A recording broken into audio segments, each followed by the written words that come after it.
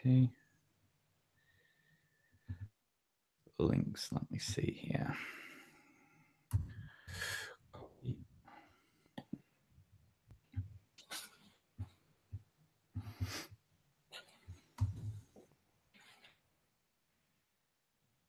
Where are the red arrows from?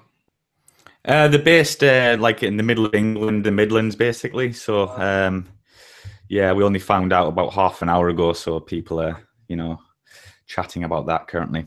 Okay.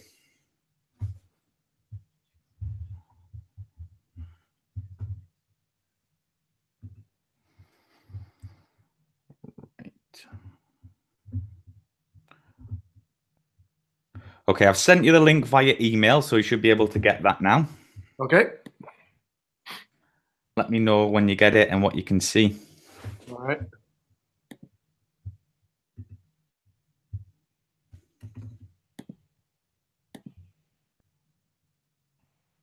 Nothing yet. You sent it to the questions one, right? Yeah, I just replied to the thread we were just chatting on last time. Right.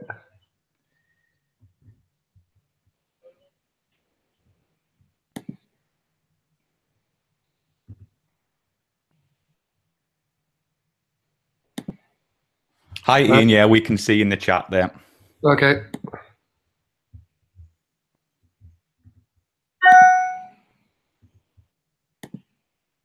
All right. You know what? I'll need to close my email so that doesn't keep happening. So I'll quit that. Building a website is kind of like painting a masterpiece, except it's... Oh, look. It's some ugly guy. You know what? I'll need to close my email so that doesn't keep happening. So I'll quit that. Building a website is kind of like painting a masterpiece, except it's... Oh, look. It's some ugly guy. You know what? I'll need to close my email so that doesn't keep happening. So I'll quit that. Building a website is kind of like painting a masterpiece, except it's... Oh, look. It's some ugly guy. You know what? I'll need to close my email so that doesn't keep happening. So I'll quit that. Building a website is kind of like painting a masterpiece, except it's... Can you see everything okay so far? Yeah, but I'm hearing a loop.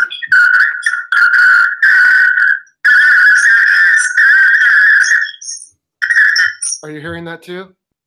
Yeah, if you mute it on the actual YouTube channel, the link I give you to, we shouldn't have any static by then. Okay, I'm not seeing.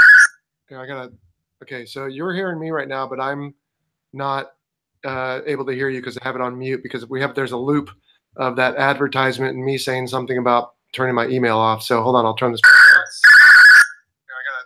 Okay, so you're hearing me right now, but I'm not able to hear you because I have it on mute because there's a loop of that advertisement and me saying something about turning my email off. So hold on, I'll turn this back on. Okay, so you're hearing me right now, but I'm not able to hear you because So have you muted it on YouTube then? Now, that should and I normally... see that you just wrote, give us a few moments. So if you need to say anything there, feel free and I'll do my best to respond to that.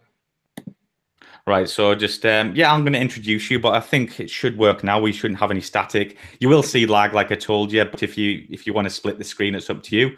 But yeah, so thanks, guys, for joining us in the chat. We'll get started in a few moments. So just give me 2 seconds here.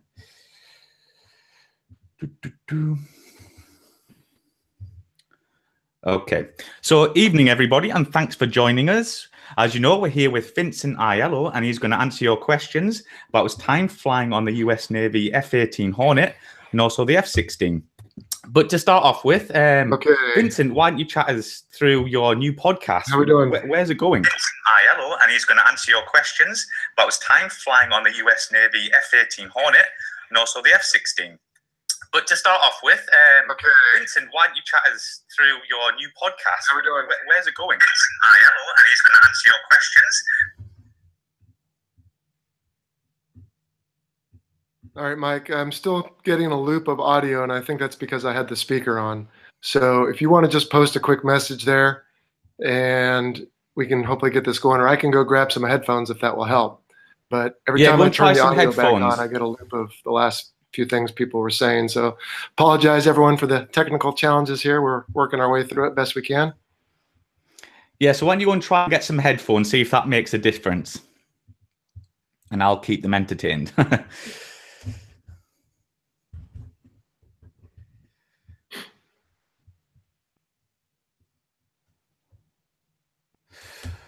Right. So how is everyone doing this evening, or wherever you're actually from? Say hello from Leeds, Doncaster.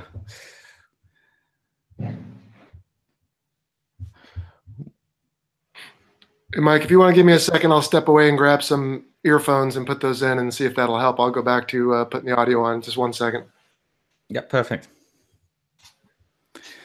So also I want to say, while Vincent's getting some earphones, yeah, it's very sad to hear about the tragic loss of one of the Reds engineers in the back. I only found out about 20 minutes ago, so that's very sad news.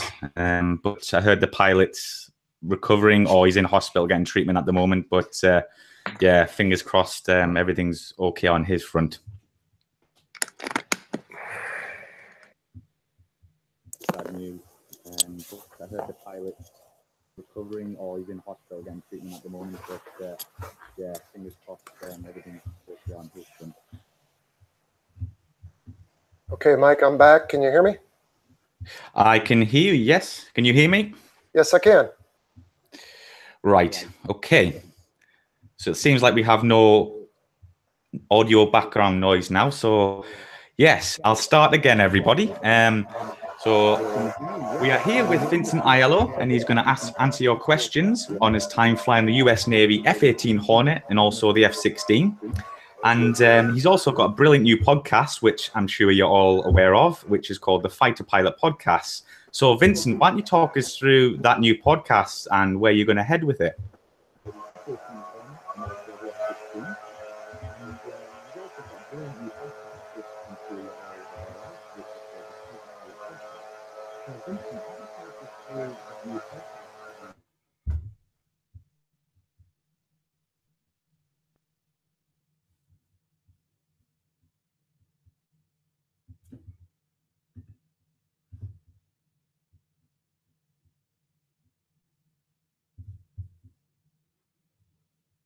Can you guys hear me in the chat room okay? I think we might have lost Vincent, so apologies for the technical delays. Just let me know in the comments if you can hear me at the moment.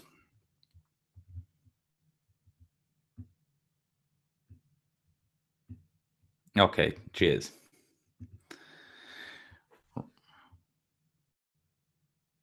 Okay, so I'm not sure where Vincent has gone. He's just completely disappeared. So I think he might be having some connection problems. So yeah, I'll just chat you through a few things. As you know, this Sunday we have Jerry's interview out on the US Navy F4, and also he includes the brilliant story of his shoot down of the MiG-21, which is, well, you'll see on Sunday. It's brilliant. And the 2 weeks after that, we got Lord Tebbett's interview, where he mainly chats about, I guess, his time on the Meteor, a bit about the Vampire, and also his time in the airlines, which is quite fascinating, and some great stories there, actually. And then after that, well, I'm going to Germany next Tuesday, as a few of you may know, to interview Robert Heil, if I'm pronouncing that right, on the MiG-29. So, yeah, I mean, that's going to be brilliant. But as I see, Vincent's posted a comment, still here and hear you, but I can't see him at all, unfortunately. Give me 2 seconds there.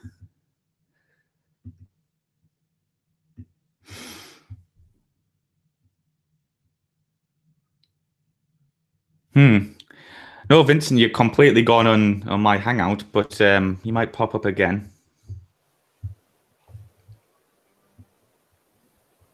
Can you hear me now, Vincent? Yes, I can hear you, Mike. Can you hear me? Yes, I can. So why don't we just get straight into it? Why don't you tell us a bit about your Fighter Pilot podcast, and where is it going, and how did it come about? Okay, so Can you hear me now, Vincent? I can hear you, Mike. Something's going on, because then we replay the last 10 seconds of audio, so I don't know how to do that. So here's what I'm going to do, Mike. If you want to just nod at me, and then we can start doing the questions in the margin there. Apologize, everybody. We're trying to get through this. So the question was, what about the podcast? How did it come about, etc.? The podcast was an idea of mine while I was still on active duty in the United States Navy, because I enjoyed podcasts at the time and still do. And I knew there were always a lot of people who were very fascinated in military aviation. When they would meet me from time to time, we would have a chance to chat about it, and they just loved everything about it. So I decided to share this fascinating world with everyone in this particular media, and I enjoy doing it. It's given me new opportunities to meet people like you, Mike, and your followers. I've had other people reach out to me. It's been a lot of fun.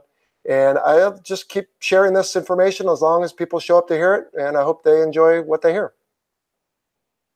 So with that, Mike, I'm going to switch over to, let's see. Oh, here's the live Q&A. Got it. All right. So Mike, let's see if I can do this right.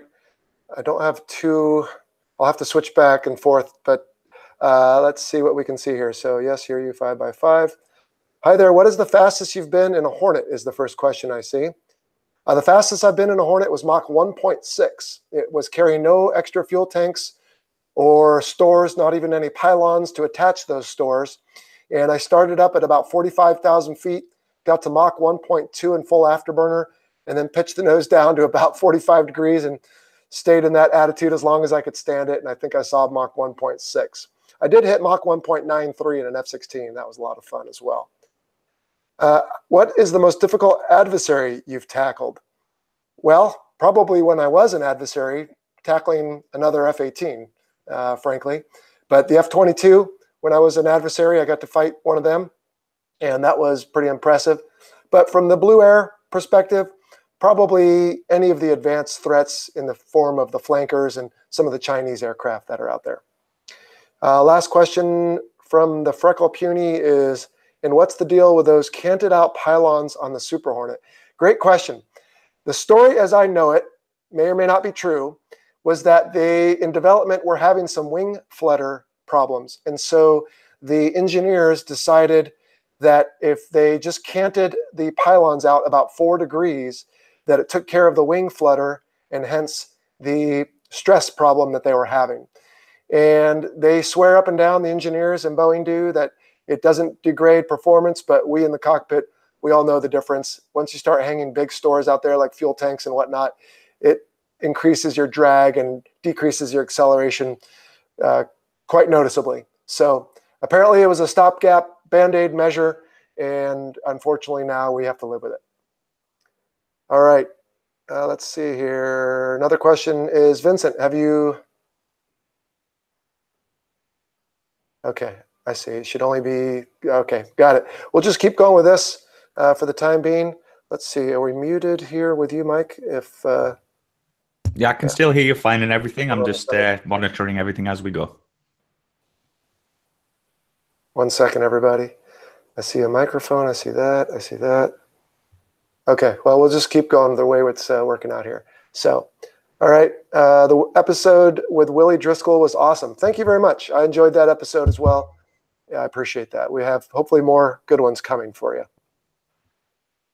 From Tony S. Jello, would you choose the F-18 or F-16 to take in the battle?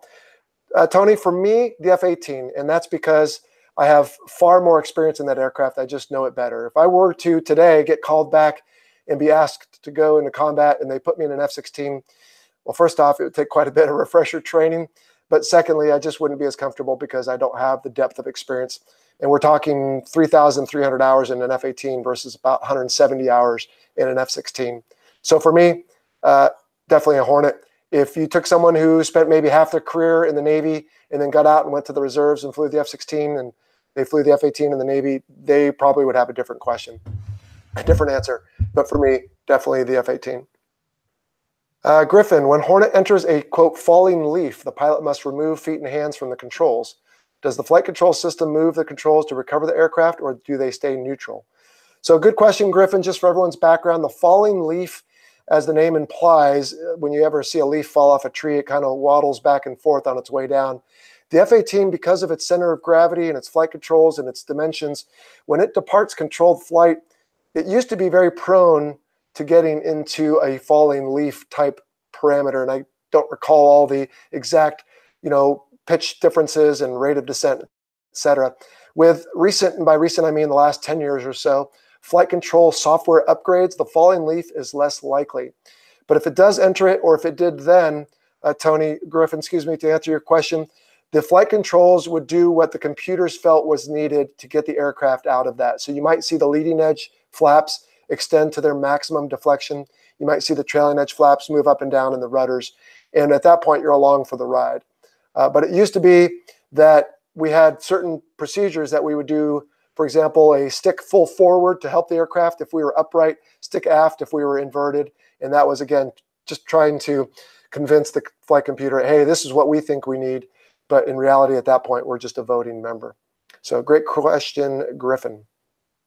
From Richard, what's the G limit on the Hornet? 7.5. Does the fly-by-wire stop you overstressing the jet? No, it's supposed to, but there are different ways you can overstress the jet, and it's usually a bad thing when you do. One is a rolling pull. If you are literally turning and pulling at the same time, that can overstress the aircraft. Excuse me. Another is if you pull too quickly. A lot of times the G limiter cannot keep up with you, and that is how I once inadvertently pulled 8.4 Gs. And what's another way? If you are pulling, let's say 7.5, and you inadvertently go through some wake turbulence or someone's jet wash, that quick spike in the air can also cause an overstress. So for the most part, the jet will save you. Sometimes if you ham fist it, as we say, or fly through some environmental disturbances, you could end up overstressing. Let's see. That's a complicated name I won't try to pronounce, but hello, have you flown a Hornet with 8X or more AMRAM? No, I've not. I think the most I've ever carried was 1. If so, did it struggle to acceleration when at or above Mach 1.0? So I can't answer that, but I would imagine it would, just because of the parasite drag of air flowing by all those weapons. However, I can't imagine the total parasite drag is that much worse than 3 drop tanks and a couple stores, and I have flown in that configuration, and it just feels like a big waddling hippopotamus. So it didn't perform particularly well. You had to spend most of your time up at full power, even minimum afterburner, to keep the aircraft with enough knots on it so that you didn't depart controlled flight if you made a turn. Good question. Let's see. I have to go back and make sure I didn't skip anything here.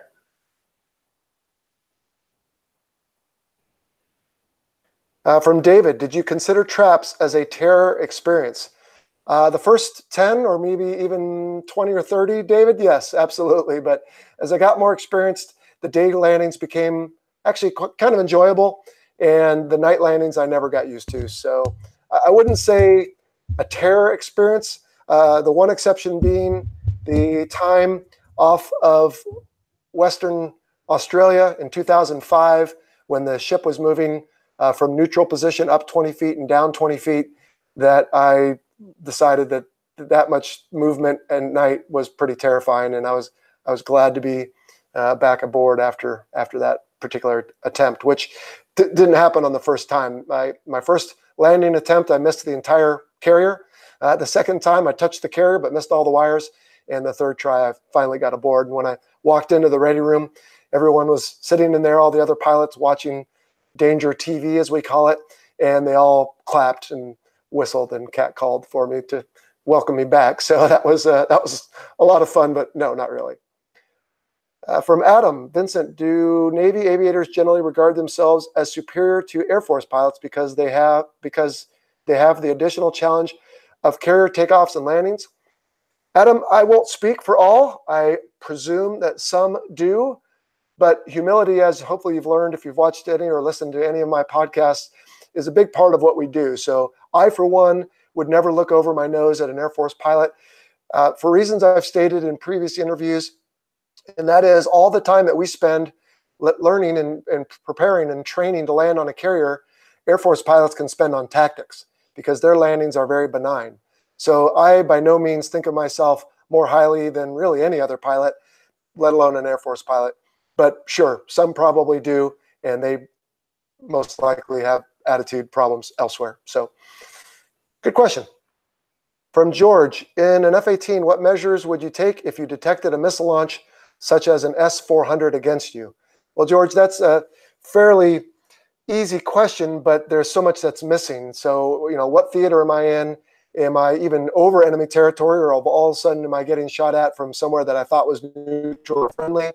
How fast am I going? What am I carrying, etc. But in general, the S-400, which we call something different, SA probably 10 or 20, I'm not sure, I don't remember. But it's an advanced, I'm sure, surface-to-air missile.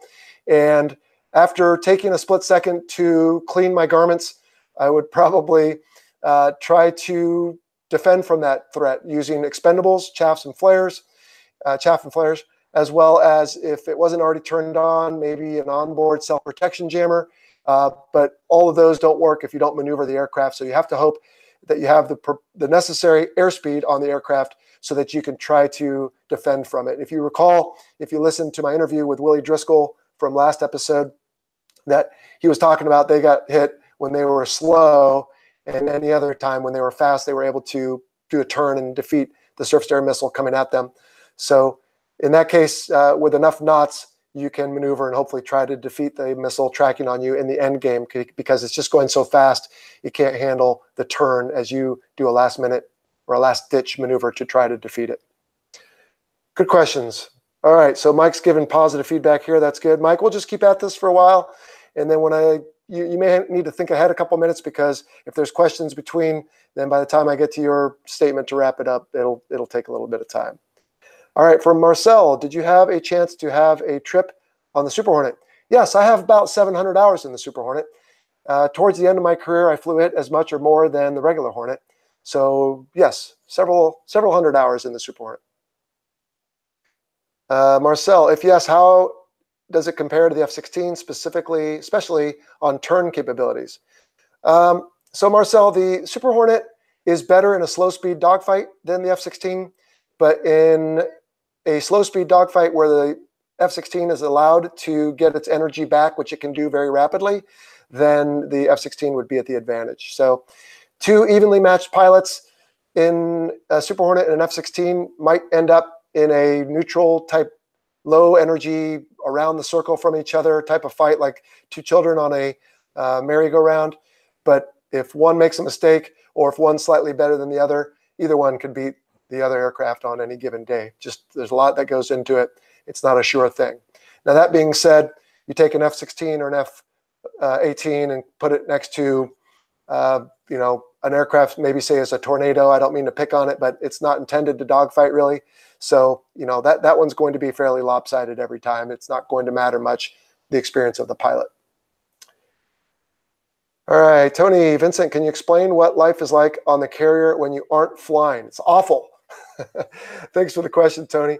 I don't know how the people do it who aren't pilots.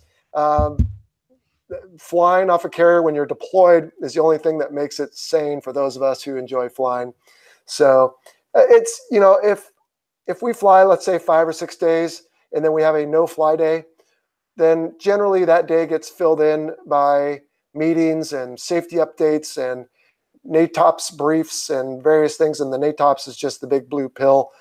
We call it a big blue sleeping pill. It's our 4-inch thick manual that has all the different procedures and emergency procedures that you might need to do, and the systems and everything else. So we'll do training to study for that. We will talk about what's going on in the theater we're about to enter. We might have other meetings just to handle day-to-day business. You might do some planning or training for something else. And then if you have a division, like, again, if you listen to Willie D, you know that he was in charge of corrosion. So in that case, he would go down to his shops and hang out with his guys and find out what's going on in their world, just to be a good leader, which most of us tried to do. All right, from Rantam. In the interview you had here at Air Crew Interview, you said a bunch of times you're an average fighter pilot. What do you think you didn't have compared to those you considered top pilots? Thanks, Rantam. A lot of that is me, frankly, not liking to toot my own horn. So as a defense mechanism against my own ego, I like to say that I'm average. Certain people who know me pretty well like to beat me up, including my wife. But I would rather be too far that way than too far the other way, and that's just who I am. But I will say that certainly one thing that I did not have, the other pilots did, and I know plenty of them who did, was the natural ability to make things look easy. For example, landing on an aircraft carrier. So I had to work really hard at it. They have every so often a little grading celebration where they take the top 10 pilots in the whole air wing and they give them a special patch to put on their flight jackets. And some pilots will have a whole sleeve on their arm just lined up with top 10 patches. I have 2. So I snuck in somehow later in my experience and was able to break into the top 10. But for the most part, I worked really hard, and I just had sessions or stages where it was easy for that particular period of time. But for the rest of the time, I had to work at it. So certain people, just like in any endeavor, make things look easy. The rest of us have to work hard at it. And those of us like me who have to work hard at it, we call ourselves average. All right, from Graham Smith. It just jumped on me. Stand by here, Graham. Got to come back and find you. There seems to be an increase in Hornet losses. Do you think this is down to the hours on the airframe's budget or readiness cuts or something else? Yeah, I don't know, Graham. I'm not sure what evidence you're using to come up with that assertion. Aircraft crash. I don't mean to belittle it, and certainly it's tragic to those who lose their loved ones like we did this past week in Key West. But I don't particularly see an uptick in it. Now, granted, I'm a little bit removed than I used to be, but sometimes, if you ever play roulette at a casino and you walk up and it shows you the history and you've seen 7 or 8 black in a row and you think to yourself, by golly, it's got to be red. The odds are in my favor. Well, if there's no green, the odds of it being red next time are still 50-50, regardless of what it was in the past. So all that to be a mini statistics lesson from a former math guy on sometimes there's just clusters. Sometimes there are things that happen. But to your point, and you'll hear it on this next episode on maintenance of the Fighter Pilot podcast that launches tomorrow, March 21st, the aircraft are aging, especially the F-18. Of course, the F-35, F-22 are still relatively new, but they're aging and they're complicated. And so sometimes, like with the onboard oxygen generating system or the OBOGs, you might have read, if you watch what we do, that there have been a lot of issues with that in the past, for example, on the T-45 and other pressurization issues in the cockpit. So sometimes there are root causes to various issues. A lot of times it's just that there are clusters and what we do is dangerous.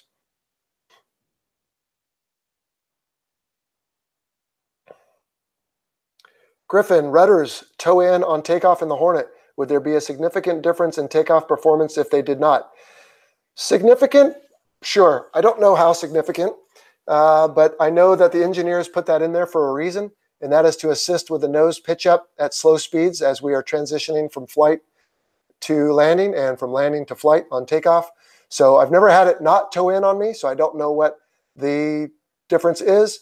But yes, the engineers put that there for a reason, and it does assist during those transitional phases of flight. Good question. From Mike V. Is it possible to do a low-speed, high AOA Cobra maneuver in a U.S. Navy F-18? Finnish F-18s are doing it now after a series of midlife updates. Looks great when you see it at an air show.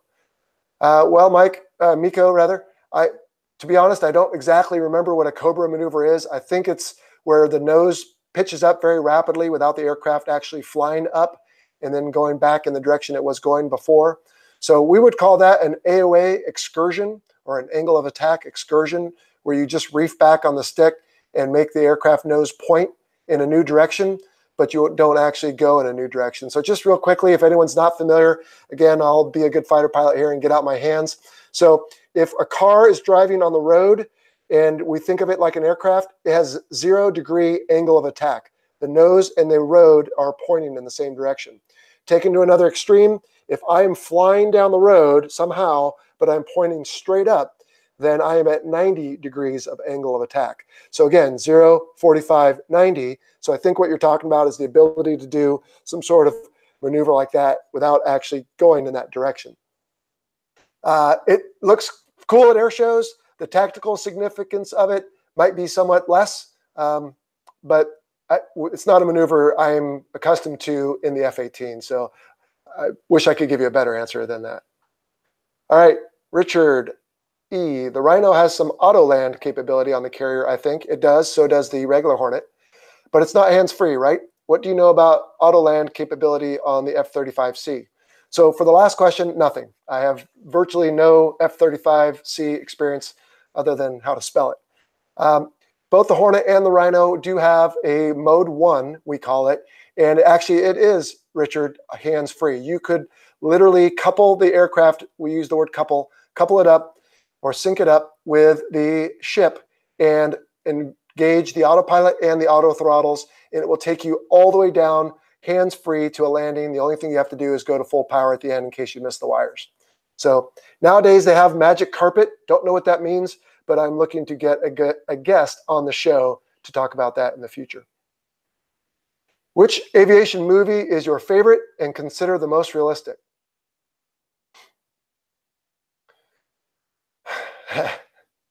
I don't know. All of them have some kookiness to them. Behind Enemy Lines wasn't bad. There were some parts of that were, again, a little kooky. I was going to say The Final Countdown, to be honest, and then I realized the ship goes through that massive time warp and goes back 50 years. If you took that part away, the rest of it was pretty realistic. Top Gun's got its issues. Iron Eagle certainly has its issues, if you remember that.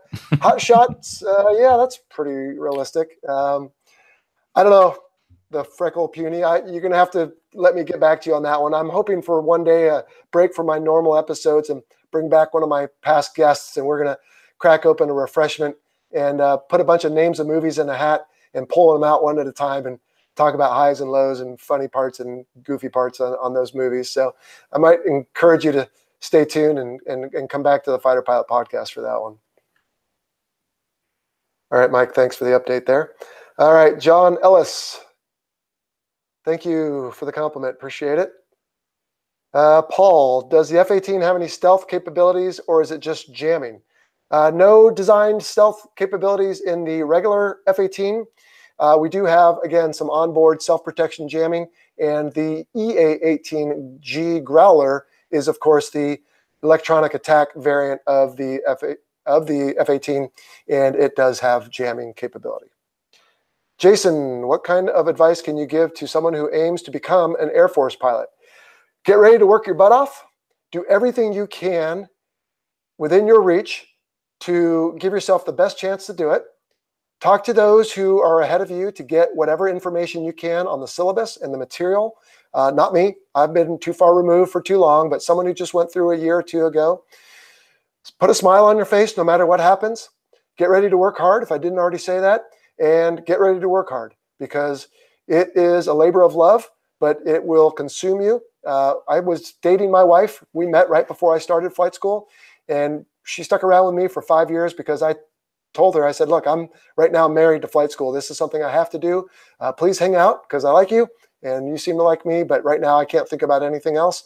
And we got married not long after I made it to the fleet. So I was glad she stuck around and we're still together 20 years later. But it is a challenge. I would get in top physical shape. I would read and study as much as you can, talk to people, listen to the podcast. Hopefully I'll help you as well. And just be ready to do whatever it takes. So good luck to you, Jason. Let us know how it goes. Adam, Vincent, what did you think of the movie Top Gun and the sequel they're now about to film? I love Top Gun. I think it was a great movie. I think it was brilliant that they interwove a love story in it, because then when dates in the old days in the 80s, took their girlfriends out to the movie, the guy's happy and the girl's happy. And still to this day, the girls, of course, love the volleyball scene and everything else. And I'm generalizing here, but bear with me. So I like the movie. It's compelling. I still enjoy watching it, although I haven't shown it to any of my kids. And so for some reason we haven't. So we need to get that scheduled up here some Saturday night when it's raining, which isn't often in San Diego. The sequel, don't know that much about it. I'm fearful because all they can do is go wrong in my book. Even if it's a great movie, the best they can do is break even. About the only sequel I ever liked better than the original was Terminator 2. And so I think if they make an interesting show, great. But I'm just fearful with today's political and social climate. Not to say I'm an old, knuckle-dragging caveman, but I still cling to some traditional views.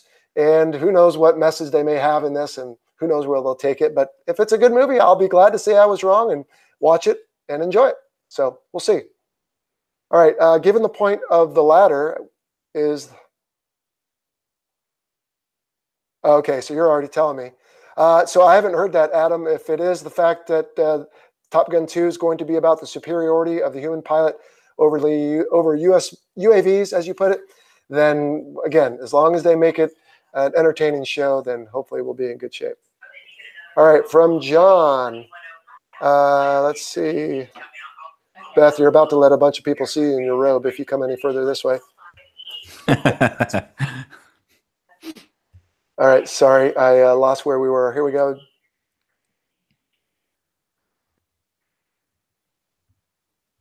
Sorry, I got to go back so it updates.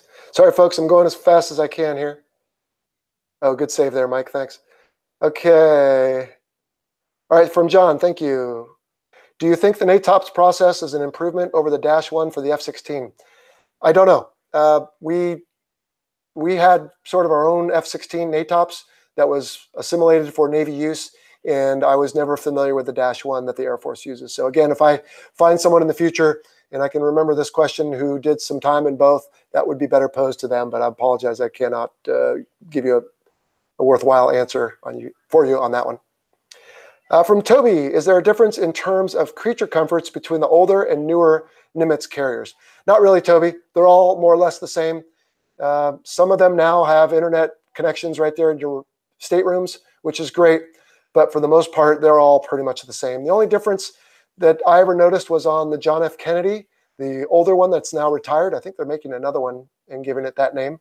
But it was conventionally powered, and it was older and tired and worn out. And so that particular ship lacked a lot of the creature comforts. I can remember, no kidding, taking showers and suddenly smelling JP5, which is the fuel we use, because sometimes the systems would leak into each other. So you'd get out of the shower smelling like fuel, which was never any good. And sometimes there was no water because the boiler went down. So what the John F. Kennedy lacked in creature comforts, it made up for in personality.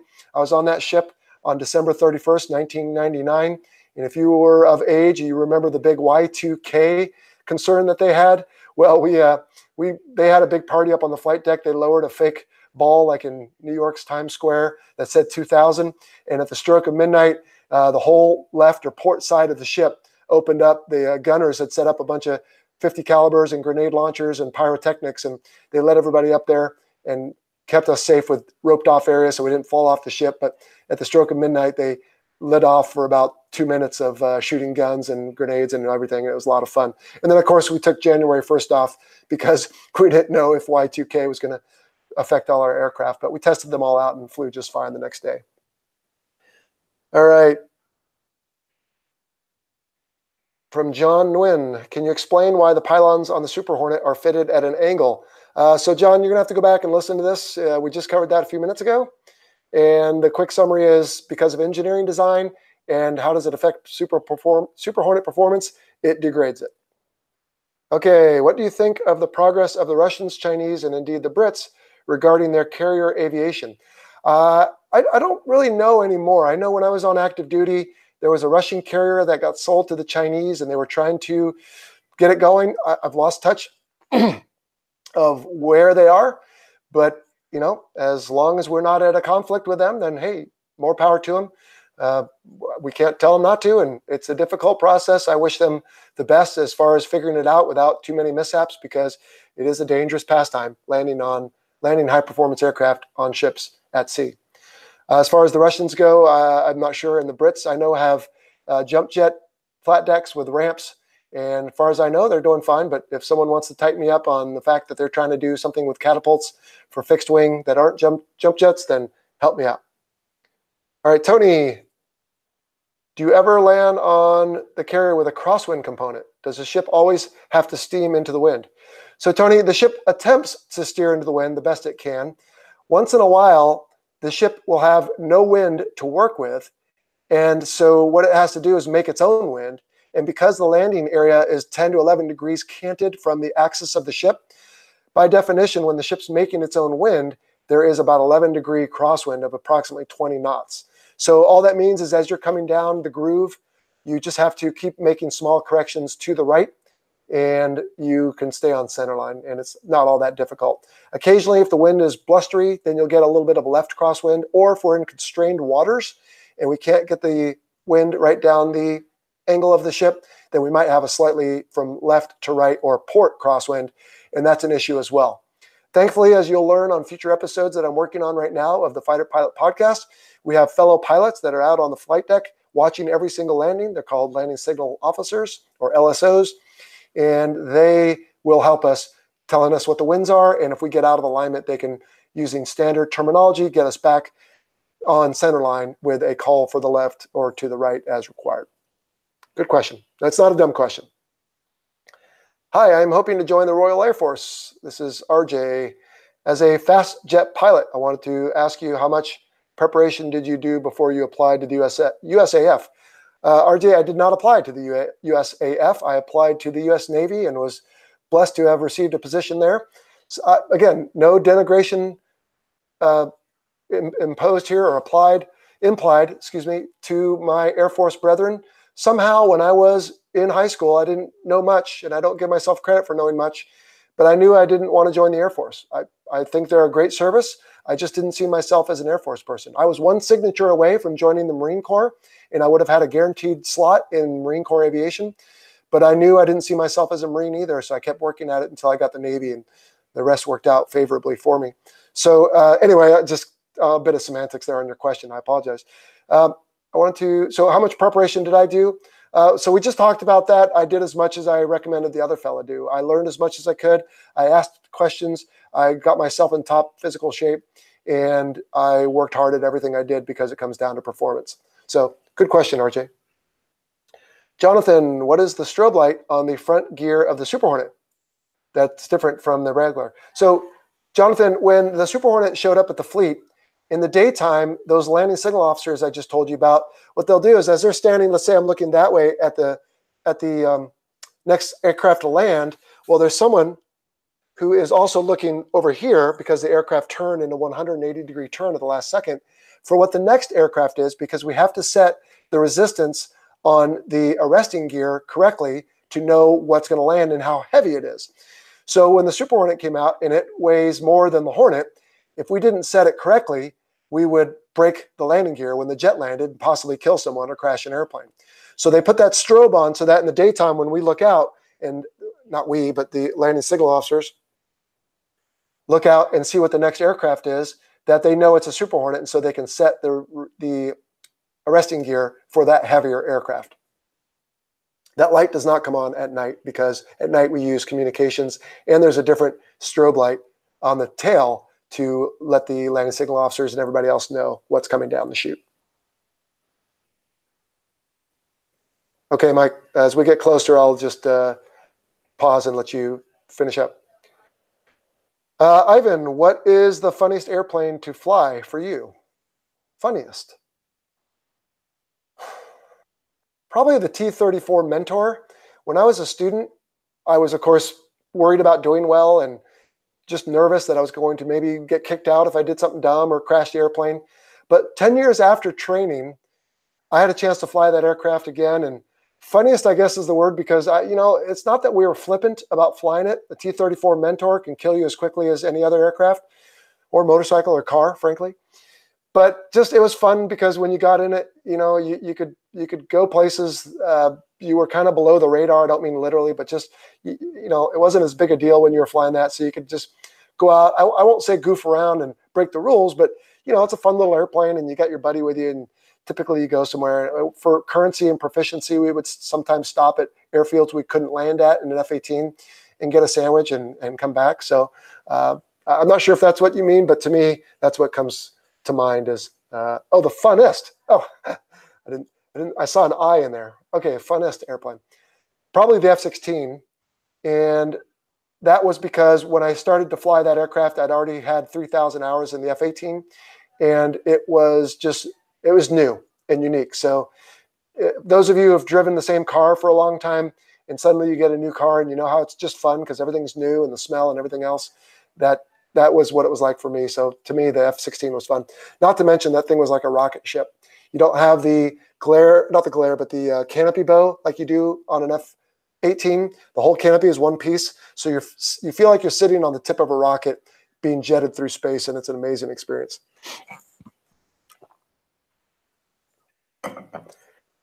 Tony, thanks.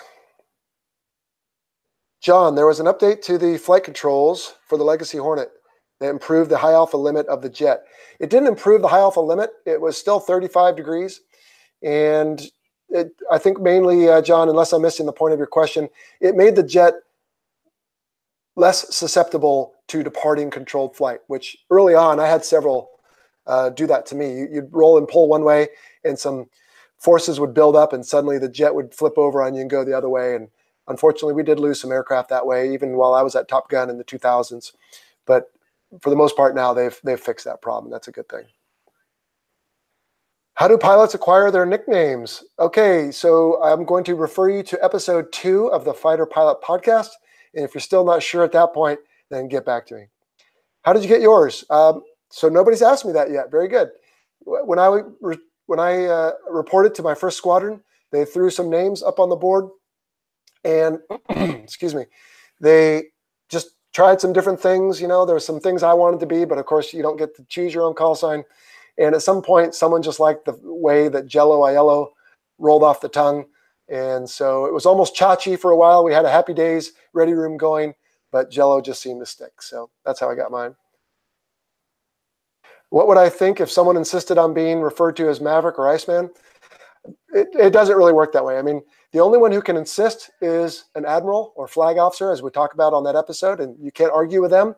If a new guy shows up and quote unquote insists on being called that, he'll be laughed right out of the Navy. So it's usually not an issue. All right, thanks, John, for the update on Magic Carpet. We're going to again try to get that in the future. Rune says, greetings from Denmark. Thanks, Rune. I'm half Danish.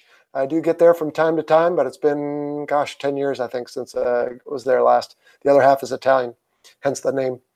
Have you ever flown at an air show? Yes, I have, a couple times. Once in Jacksonville, Florida, and once in Fallon, Nevada. I was never the solo act.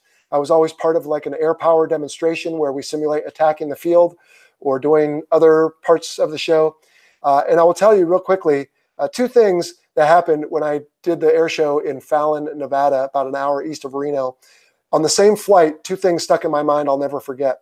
One was I was flying with a good friend of mine, goes by the call sign Bull, and we were doing a high-speed pass for one particular part. And if you have ever seen, there's a picture, in fact, I had it on Facebook on my one of my feeds recently. There's a picture of a friend of mine, Semi, named because he was semisonic when they took the picture, where a cloud enveloped his F-18 as he was nearing the carrier for a high-speed flyby. And it's just this diamond-shaped cloud all around his aircraft. Because he was over the ocean at the time, there was enough moisture in the air that the shockwave of being transonic condensed the water out of the air and basically just formed a cloud right then and there. Well, the high desert of Fallon is too arid to create that. But as I looked over at Bull on this particular flight as we were going by, because I was the wingman, so I was trying to keep in the right formation with him, I realized that he had that very same shockwave around the middle of his aircraft. And instead of a cloud, it was distorting the light. If you've ever seen the movie The Matrix, you remember when the bullets are flying by in slow motion and that little bit of weird light that, or not light, but the way the light rays are bent in the trail of the bullets. That's what it looked like, or the heat waves coming off a road on a hot day on a blacktop road. The light was refracted through that diamond shape on top of his aircraft, and it made everything in the background just look different, but there was no cloud. And it just burned into my mind. I'll never forget it. And then it was either that pass or a pass very close to that, where we were flying over and they were setting off some demolition pyrotechnics as if we had dropped them. And they set them off right as we went by. And again, I'll never forget this. So when we wear, you've seen pictures of pilots, we have our mask and we have our visor and we have our helmet. Well, there's a little bit of skin that is exposed on your cheek. And in that instant, I felt the heat from the pyrotechnics right here on the side of my face. I don't know that much about thermodynamics, but how it traveled that quickly through the cockpit, and onto my skin, and for me to interpret the sensation just still boggles my mind, but I'll never forget it. It was pretty cool. All right. So anyway, that was from Rune in Denmark. Thanks, Rune. Let's see. Darn it. Every time I twitch it a little bit, it goes down. So. Okay, Miko, given your experience with both the Hornet and the F-16, which one has a better designed, user-friendly cockpit?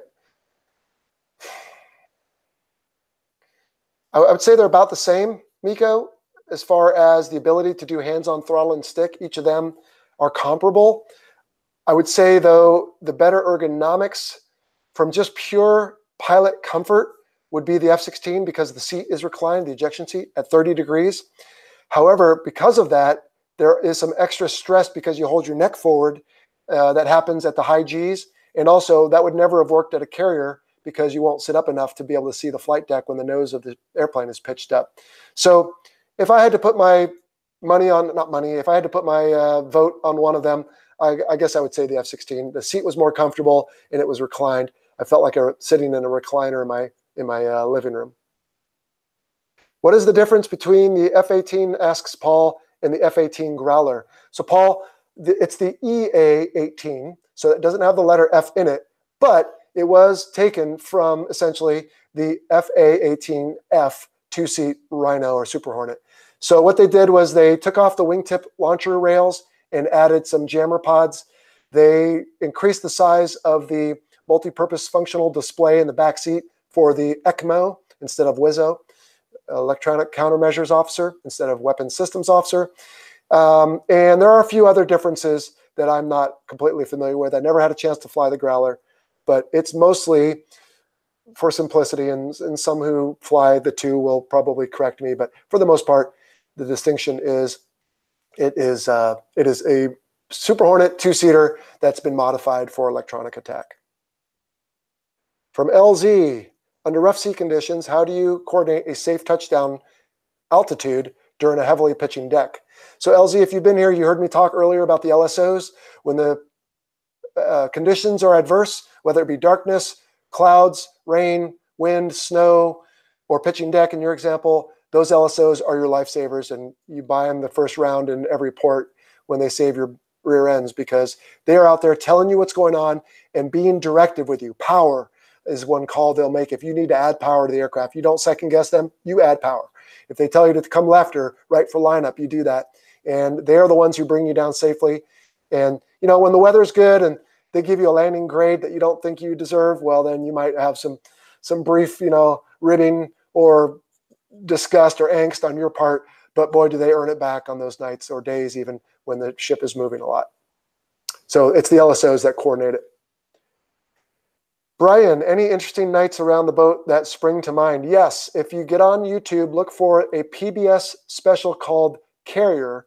Go to the pitching deck episode and watch about midway through, watch me describe that whole situation. I was out there that night, although they used the little cameo that I have during some day footage that they showed, but in fact, I just landed at night and it was terrifying. It was off the coast of Australia. The ship was moving a total of 40 feet up and down, 20 feet plus or minus from neutral. And it's the reason my forehead is as big as it is, and some of the hair that I have is gray. Yes, so Brian goes on that he met a few Navy pilots in the Royal Air Force, and they all said the night traps were the things that concentrated the mind the most. Absolutely. So no problem, RJ, on the Navy versus Air Force. It's totally fine. All right. John asks, have you ever done a field trap with a resting hook in an F-16A or B? We have both of those, John. No, thankfully, I never had to do that. That is really a last-ditch survival measure for an F-16. You can't raise or lower it quite as easily as you can in an F-18. So generally, that was not something you did unless you absolutely had to. And thankfully, in 170 hours, I never had to. Jonathan, what was the hardest thing for you to learn when you first started out in the FA-18C? And have you seen this flight sim company, DCS, and their Lot 20 coming out?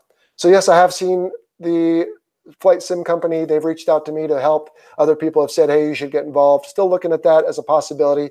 but I don't have any experience otherwise with DCS. I have helped one fella with some SOP that he put together for communications and a few other things. His name is James. As far as the F-18C goes, Jonathan, the hardest thing for me was just learning everything about it, because you're required to know everything about it. So it is a lot of effort to get to that point, and you just have to just put forth the time and effort to learn everything there is. All right, so with that,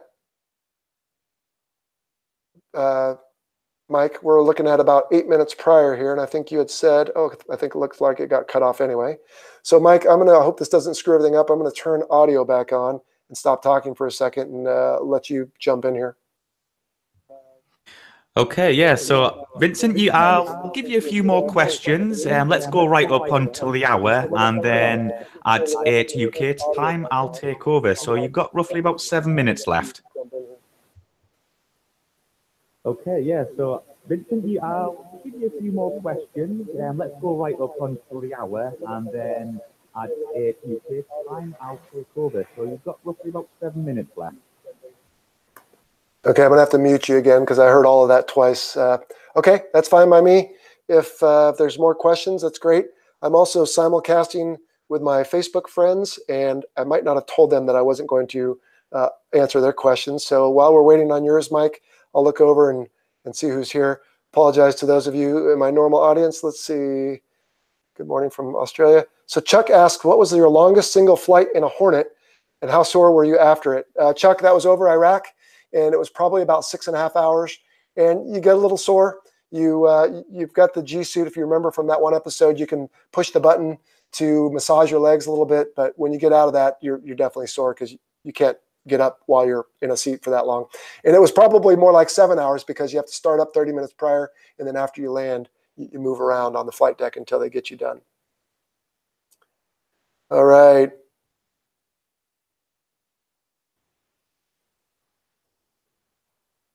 Ryan asks, how often do pilots refer to the F-18EF as Super Hornet versus Rhino? Is it often? Yeah, they're interchangeable, Ryan. We just, whatever comes to mind. At the ship, we will use Rhino. We don't use the word Super Hornet there. For example, on night landings, we'll talk about all that on upcoming episodes. But for the most part, we just call it the Rhino. All right, Mike, I'll come back over to yours real quick. Did you fly the F-5E Tiger? Did you like the jet? No, John, I didn't. I had a friend, a good friend, who was the commanding officer of the squadron. We kept talking about it. I was right there next to him on the ramp. Kept trying to get a backseat ride just so I could add it to my list of aircraft, which I've got, gosh, at least a dozen different aircraft. And it just never worked out. So unfortunately, no, never flew the F-5E Tiger. I did like it, though, best I could tell, just fighting against it. If you went head-to-head with an Su-30 and an F-18, what would your tactics be? Paul, great question. My tactics would be to, if this was training or combat, I guess for that matter, would be to take the first shot before getting shot. I know that's not what you're asking, but I don't want to really go into much more than that. First off, because my information is probably outdated. My Top Gun friends would come take my patch away if I did get it wrong. But even if I did get it right, then I've committed a security violation of talking about tactics, and I'm still on the hook until the day I die. So I don't want to spend time in prison if I don't have to. And so there are some game plans that are what a fighter pilot would do in an F-18, but I will respectfully decline that one. Thank you. Did you ever go up against a Typhoon? Asks Anglo Virtual. No, I didn't. I wish I had. I think that would have been really exciting. Jonathan asks, did you ever want to be XOCO? Yes, I did, Jonathan. Unfortunately, that was not in the cards for me. The Navy had other needs and didn't align with mine. So I did my best in the other capacities that I could. But no, my services were never required as an XOCO. And hence, that's why I was no longer afforded any upward mobility to a point and retired as a commander after 25 years. All right. Tony, when you land on a conventional runway, do you flare the aircraft? Yes, absolutely. Now, if you're doing field carrier landing practice, which is carrier type landings at the field to get ready to go out to the carrier, then you don't flare. You just do a normal landing and you smack down kind of hard. But for the most part, if you're doing any other landing, and certainly in my current gig as an airline pilot, yes, we do flare. And when I get harder landings, it's nice because I can just blame it on being a former Navy carrier pilot.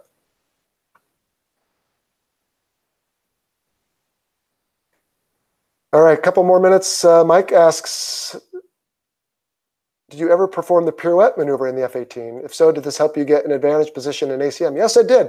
It was a quite good maneuver.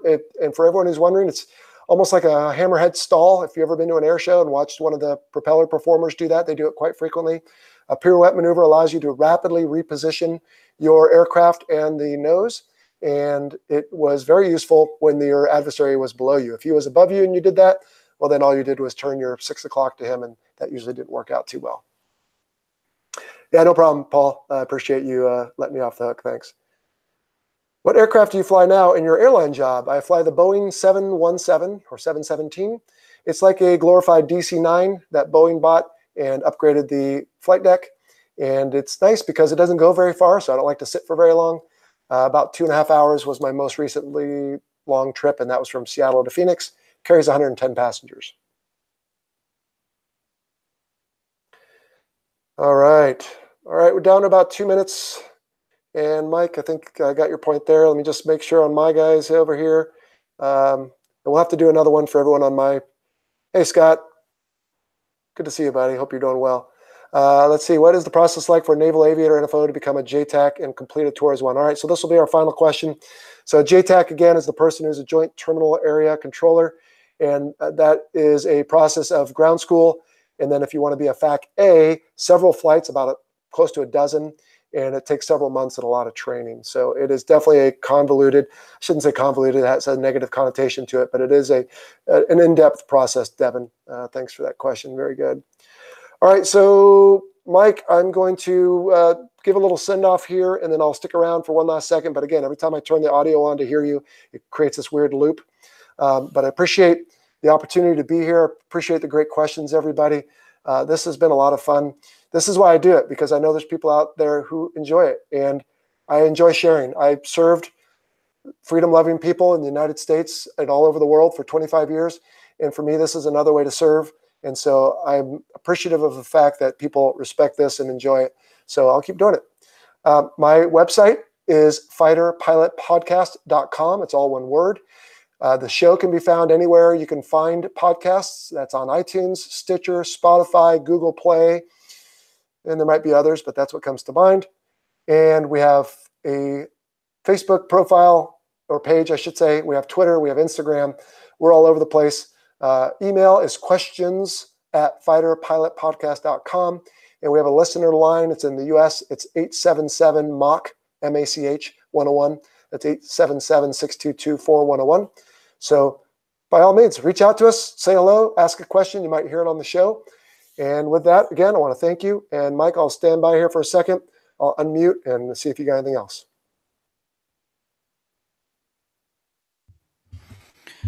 Okay, so that was absolutely brilliant. And as you can tell, Vincent was very thorough with all his answers. So I hope you all enjoyed that. And yeah, I just want to thank Vincent personally for coming on, and hope you guys have enjoyed it. But seeing from your brilliant questions, maybe we can get him on again, which I'm sure we probably can, because he obviously said he loves doing these, which is good for all us guys. But yeah, thanks for all you coming in and answering your questions. I'm asking you questions, so I just want to hopefully see you all again. I'm just going to put up his links via our chat, which you'll see in community, and you can check him out via his website or wherever else he said. So thanks very much for coming, guys.